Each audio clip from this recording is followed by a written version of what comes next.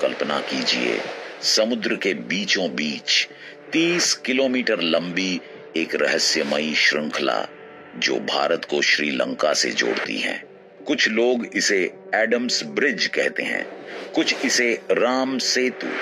लेकिन सवाल यह है, क्या यह सिर्फ प्राकृतिक चूना पत्थर की श्रृंखला है या फिर 7000 साल पहले बना एक प्राचीन मानव निर्मित पुल? और जब नासा की सैटेलाइट तस्वीरें सामने आईं, तो दुनिया भर में बहस छिड़ गई। क्या सच में समुद्र के नीचे मिला है कोई प्राचीन ढांचा? क्या पत्थर पानी पर तैर सकते हैं? और क्या भूविज्ञान रामायण की कहानी से मेल खाता है? इसी रहस्य की तह तक पहुंचने के लिए शुरू करते हैं आज की यह खोज। समय की धूल में दबे एक युग में, जब धरती पर धर्म और अधर्म के बीच युद्ध की रेखाएं खिंच चुकी थीं, तब एक राजा, एक पति और एक योद्धा राम समुद्र के किनारे खड़े थे। लंका सामने थी, माता सीता वहां कैद थीं, लेकिन बीच में था अथाह समुद्र। रामायण के अनुसार समुद्र पार करना असंभव था। न नौसेना थी, न जहाज, न कोई आधुनिक तकनीक। तभी कथा में प्रवेश होता है वानर सेना का और दो अद्भुत पात्रों का, नल और नील। कहा जाता है कि नल और नील को वास्तुकला और निर्माण की विशेष विद्या प्राप्त थी। उन्होंने समुद्र में पत्थर डालने का आदेश दिया और चमत्कार हुआ। पत्थर डूबे नहीं, वे पानी पर तैरने लगे। दिन रात अथक परिश्रम से 5 दिनों में एक पुल तैयार हुआ, सेतु बंध, जिससे पूरी सेना लंका पहुंची। लेकिन यहाँ कहानी सिर्फ आस्था की नहीं है, यह इंजीनियरिंग की भी है। क्या वास्तव में हजारों सैनिकों ने समुद्र में चट्टानें व्यवस्थित ढंग से रखीं? क्या उस समय समुद्र का स्तर अलग था? क्या यह प्राकृतिक उभार था जिसे सेना ने मजबूत किया? रामायण इसे दिव्य कार्य कहती है, लेकिन कई विद्वान इसे प्राचीन मानव कौशल का उदाहरण मानते हैं। दिलचस्प बात यह है कि जिस स्थान पर आज राम सेतु दिखता है, वही क्षेत्र ग्रंथों में वर्णित सेतुबंध से मेल खाता है। क्या यह सिर्फ संयोग है या इतिहास और भूगोल का अद्भुत संगम? यहीं से शुरू होती है हमारी खोज, जहां कथा, इतिहास और विज्ञान एक दूसरे से सवाल पूछने लगते हैं। साल 2002 एक साधारण सी सैटेलाइट तस्वीर इंटरनेट पर सामने आई और अचानक पूरी दुनिया में हलचल मच गई। तस्वीर में साफ दिखाई दे रही थी तमिलनाडु के रामेश्वरम से लेकर श्रीलंका के मन्नार द्वीप तक पत्थरों और रेत की एक लंबी, लगभग सीधी श्रृंखला। लोगों ने कहा, यह वही राम सेतु है। कुछ ही घंटों में तस्वीर वायरल हो गई। दावे होने लगे कि नासा ने प्राचीन मानव निर्मित पुल का प्रमाण दे दिया है। टीवी चैनल, अखबार, सोशल मीडिया, हर जगह एक ही चर्चा। लेकिन फिर आया नासा का आधिकारिक बयान। उन्होंने स्पष्ट कहा, हमने सिर्फ सैटेलाइट इमेजरी जारी की है। हम यह दावा नहीं करते कि यह संरचना मानव निर्मित है।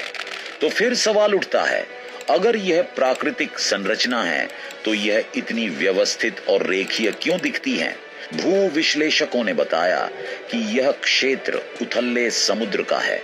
यहाँ रेत के टीले, कोरल रीफ्स और चूना पत्थर की संरचनाएं समुद्री धाराओं से मिलकर ऐसी आकृति बना सकती हैं। लेकिन एक और दिलचस्प तथ्य सामने आया। कुछ समुद्री सर्वेक्षणों में पाया गया कि ऊपर की चट्टानों के नीचे महीन रेत की परत है, जैसे मानो बड़े पत्थर किसी नरम आधार पर रखे गए हों। क्या यह समुद्र की प्राकृतिक रचना है या किसी प्राचीन हस्तक्षेप का संकेत? नासा की तस्वीरों ने जवाब कम, सवाल ज्यादा पैदा किए। और अब जांच सिर्फ आस्था की नहीं रही, यह भूगोल, पुरातत्व और तकनीक की संयुक्त परीक्षा बन चुकी थी। राम सेतु की कथा का सबसे रहस्यमयी हिस्सा है पत्थरों का पानी पर तैरना। अगर पत्थर डूबते हैं तो फिर वानर सेना ने समुद्र पार कैसे किया? विज्ञान इस प्रश्न से भागता नहीं, वह उसे परखता है। दुनिया में एक प्रकार का पत्थर होता है, प्यूमिस स्टोन। यह ज्वालामुखीय गतिविधि से बनता है। लावा जब अचानक ठंडा होता है तो उसमें गैस के हजारों बुलबुले फंस जाते हैं।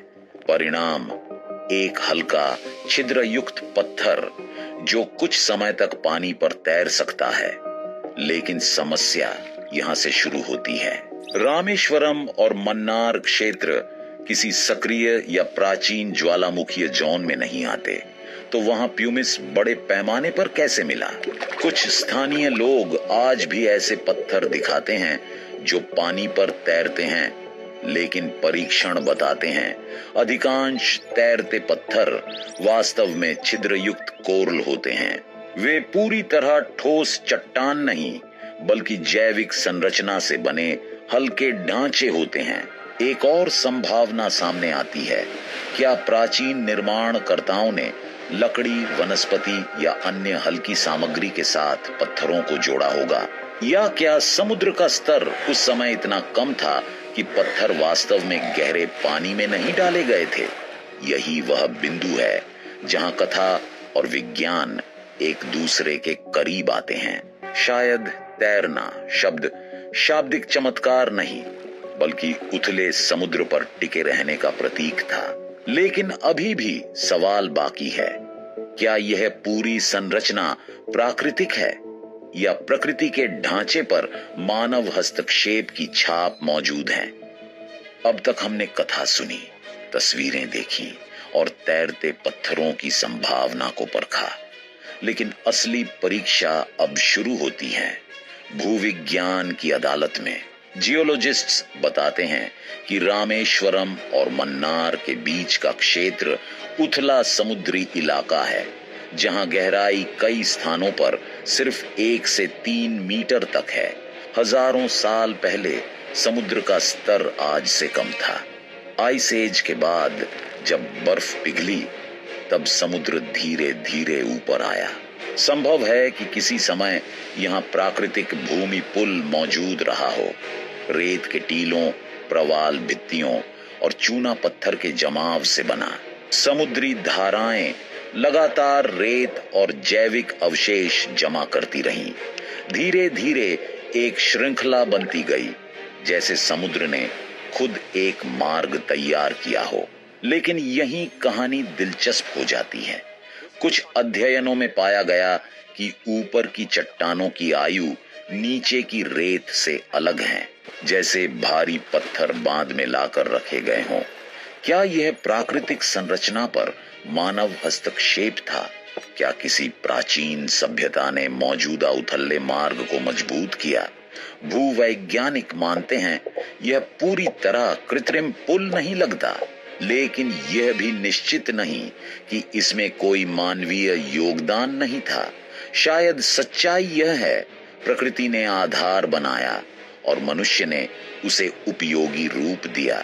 और अगर ऐसा है तो यह केवल आस्था नहीं, बल्कि प्राचीन इंजीनियरिंग का अद्भुत उदाहरण हो सकता है। अब प्रश्न केवल संरचना का नहीं, समय का है। रामायण की घटनाओं को कई परंपराएं लगभग 5000 से 7000 वर्ष पुराना मानती हैं, लेकिन वैज्ञानिक प्रमाण क्या कहते हैं? राम सेतु क्षेत्र में अलग अलग अध्ययनों ने भिन्न भिन्न आयु बताई है। कुछ समुद्री जैविक नमूनों की कार्बन डेटिंग लगभग 3500 वर्ष पुरानी निकली। कुछ प्रवाल संरचनाएं 6000 से अधिक वर्ष पुरानी बताई गईं। समस्या यह है, हम चट्टानों की नहीं, उन पर उगे जैविक तत्वों की आयु माप रहे हैं। अगर किसी प्राकृतिक संरचना पर बाद में प्रवाल विकसित हुआ हो, तो कार्बन डेटिंग उसकी मूल निर्माण तिथि नहीं बताएगी। कुछ शोधकर्ताओं का तर्क है, संरचना के विभिन्न हिस्सों की आयु में अंतर संकेत देता है कि यह क्रमिक प्रक्रिया थी। पहले प्राकृतिक आधार बना, फिर उस पर समय समय पर बदलाव हुए। लेकिन निर्णायक पुरातात्विक प्रमाण जैसे उपकरण, मानव अवशेष या स्पष्ट निर्माण चिन्ह अब तक नहीं मिले। यही इस विवाद का केंद्र है। क्या हम समय रेखा को गलत पढ़ रहे हैं या यह संरचना वास्तव में प्राकृतिक विकास का परिणाम है? इतिहास और विज्ञान की घड़ी अब भी एक ही समय नहीं दिखा रही। हर रहस्य सिर्फ विज्ञान तक सीमित नहीं रहता, कुछ समय के साथ पहचान और राजनीति का हिस्सा बन जाते हैं। ब्रिटिश काल में इस संरचना को एडम्स ब्रिज नाम दिया गया। इस्लामिक परंपरा के अनुसार आदम स्वर्ग से उतरकर इसी मार्ग से श्रीलंका से भारत आए थे। औपनिवेशिक नक्शों में यही नाम दर्ज हुआ और धीरे धीरे अंतर्राष्ट्रीय दस्तावेजों में प्रचलित हो गया। लेकिन भारत में इसे सदियों से राम सेतु कहा जाता रहा। यह केवल एक भू आकृति नहीं, बल्कि धार्मिक और सांस्कृतिक स्मृति का हिस्सा है। यहीं से विवाद की दूसरी परत शुरू होती है। क्या नाम बदलने से इतिहास बदल जाता है? क्या एक वैज्ञानिक संरचना को धार्मिक पहचान दी जा सकती है, या क्या धार्मिक परंपरा को केवल मिथक मानकर खारिज कर देना उचित है? आधुनिक भारत में यह मुद्दा अदालतों तक पहुंचा। सरकारी दस्तावेजों, पुरातत्व रिपोर्टों और धार्मिक दावों के बीच तीखा मतभेद सामने आया। कुछ लोगों के लिए यह आस्था का प्रतीक है, कुछ के लिए यह भूगर्भीय संरचना और कुछ के लिए राष्ट्रीय विरासत। राम सेतु अब केवल समुद्र के बीच पत्थरों की श्रृंखला नहीं रहा। यह पहचान, आस्था और विज्ञान तीनों का संगम बन चुका है। साल 2005 भारत सरकार ने एक महत्वाकांक्षी योजना को गति दी, सेतु समुद्रम शिपिंग कैनाल प्रोजेक्ट। उद्देश्य था भारत के पूर्वी और पश्चिमी तट के बीच जहाजों के लिए छोटा और सीधा समुद्री मार्ग बनाना। अगर यह नहर बन जाती तो जहाजों को श्रीलंका का चक्कर नहीं लगाना पड़ता, समय बचता, ईंधन बचता, व्यापार बढ़ता। लेकिन समस्या यह थी, प्रस्तावित मार्ग सीधे राम सेतु क्षेत्र से होकर गुजरता था। ड्रेजिंग मशीनें समुद्र की तलहटी को काटती और पत्थरों की उस श्रृंखला को तोड़ना पड़ता जो सदियों से वहीं मौजूद है। विरोध तुरंत शुरू हो गया। कुछ लोगों ने इसे धार्मिक विरासत पर हमला बताया। कुछ वैज्ञानिकों ने कहा यह क्षेत्र जैव विविधता से भरपूर है और यहाँ की प्रवाल भित्तियां नष्ट हो सकती हैं।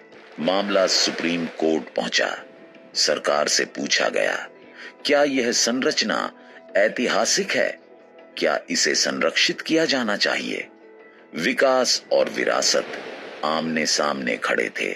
आज भी यह परियोजना पूरी तरह लागू नहीं हो पाई, क्योंकि प्रश्न अब भी अनुत्तरित हैं। क्या आर्थिक लाभ के लिए इतिहास या आस्था को बदला जा सकता है? राम सेतु का रहस्य अब सिर्फ अतीत का नहीं, भविष्य का भी प्रश्न बन चुका है।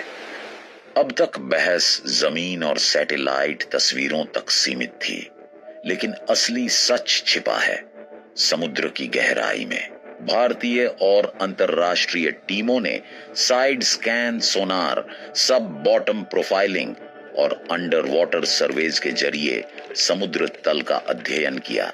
सोनार इमेजिंग में दिखाई दी लगभग सीधी रेखा में फैली चट्टानों की श्रृंखला। कुछ हिस्सों में पत्थर अपेक्षाकृत बड़े और असमान थे, जैसे उन्हें किसी क्रम में रखा गया हो। लेकिन जब सब बॉटम प्रोफाइलिंग से नीचे की परतों को देखा गया तो पाया गया कि चट्टानों के नीचे मुलायम रेत और समुद्री अवसाद मौजूद हैं। यह खोज दो तरह से समझी जा सकती है। पहली संभावना, यह प्राकृतिक रूप से बनी कोरल रीफ चेन है, जो समय के साथ समुद्री धाराओं से आकार लेती गई।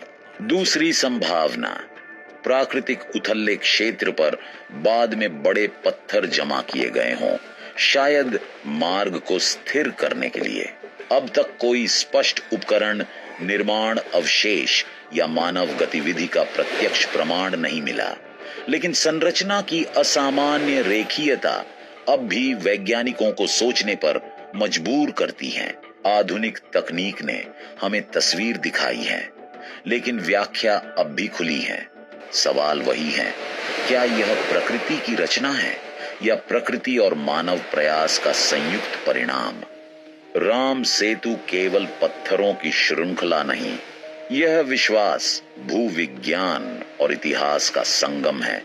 सैटेलाइट तस्वीरें संरचना दिखाती हैं, सोनार स्कैन परतें उजागर करते हैं। विज्ञान इसे प्राकृतिक मानने की ओर झुकता है, लेकिन मानवीय हस्तक्षेप की संभावना पूरी तरह खारिज नहीं करता। शायद सच्चाई यही है, प्रकृति ने आधार बनाया और मानव ने उसे कथा में अमर कर दिया। समुद्र अब भी वही है और उसके नीचे छिपा रहस्य आज भी हमें प्रश्न पूछने पर मजबूर करता है।